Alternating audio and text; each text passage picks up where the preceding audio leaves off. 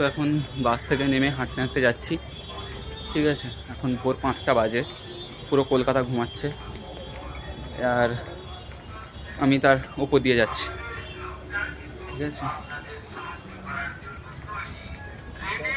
যেখানে অন্যান্য দিন আমিও ঘুমাই,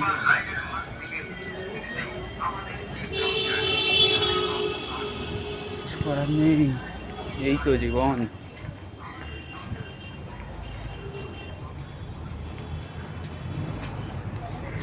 এখানে আর আমাকে টিকিট কাটতে হবে না, কারণ আমি সেখান থেকে টিকিট কেটে এনেছি।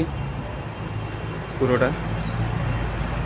রাস্তার টিকিট আমি একসাথে কেটে নিয়েছি।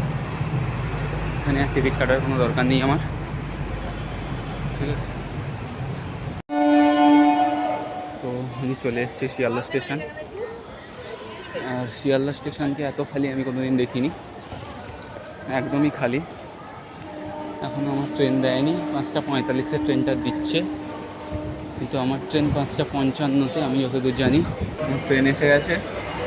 ট্রেন আসতেই আমি উঠে আমার ফেভারিট উইন্ডো সিট নিয়ে নিলাম, ঠিক আছে। তো